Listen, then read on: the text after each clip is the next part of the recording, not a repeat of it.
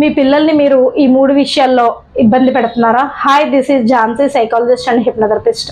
ఈ రోజుల్లో చాలా మంది పిల్లల్ని ఎక్కువగా చులకన భావంతో చూస్తారండి. 3 విషయాలు మాత్రం మీరు గుర్తుపెట్టుకోవాలి. నెంబర్ 1, మీ పిల్లలు ఎందుకు పనికిరారు, వాళ్ళు వేస్ట్ అని అనటం. నెంబర్ 2, నువ్వు వేరే వాళ్ళతో కంపారిజన్ చేయటం. అంటే ఫ్రెండ్స్, చూడు నీకన్నా నీ ఫ్రెండే కదా, నీకన్నా ఎంత బాగా చదువుతున్నాడు, ఫ్రెండ్స్తో కంపారిజన్ చేయటం. చూడు వాడికి ఎన్ని మార్క్స్ వచ్చాయో, నీకు మార్క్స్ రాలేదు, వాడికి ఫస్ట్ క్లాస్ వచ్చింది, నీకు రాలేదు. అలానే టీనేజ్ పిల్లల్ని చాలామంది చదువుకోవట్లేదు, సక్సెస్ అవ్వట్లేదు అనేసి అనటం. నెక్స్ట్ ఎగ్జాంపుల్ చెప్పాలంటే, ఉద్యోగం చేసే వాళ్ళల్లో నీ ఫ్రెండ్ సక్సెస్ అయ్యాడు, నీతో పాటు చదువుకున్న ఫ్రెండ్ సక్సెస్ అయ్యాడు, నువ్వు సక్సెస్ అవ్వలేదు అనేసి క్రిటిసైజ్ చేయటం. ఇవన్నీ కూడా మానుకోవాలి.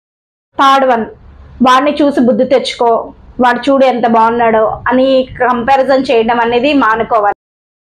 శిల్పి చేసే పని కుమ్మరి చేయలేడు, కుమ్మరి చేసే పని శిల్పి చేయలేడు. అంటే శిల్పి మట్టితో ఆ కుండను తయారు చేయలేడు, అలానే కుండను తయారు చేసే కుమ్మరి శిల్పిలాగా ఆ చెక్కడం అనేది చెక్కలేడు బొమ్మలు.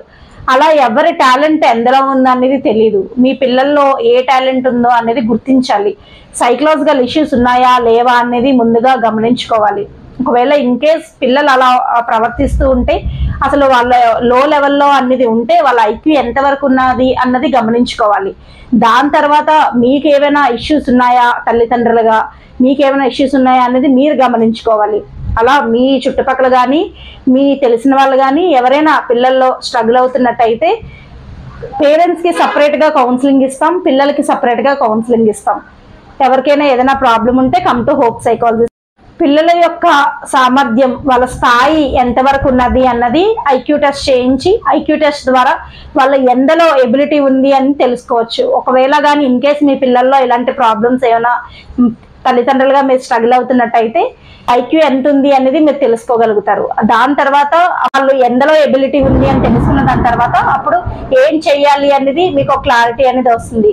ఐక్యూ టెస్ట్ చేయించి వాళ్ళ ఐక్యూ లెవెల్స్ ఎంత ఉన్నాయని తెలుసుకొని వాళ్ళకి ఎందలో సామర్థ్యం ఉంది, వాళ్ళకి ఎందలో టాలెంట్ ఉంది అనేది మీరు తెలుసుకోగలుగుతారు. Thank you.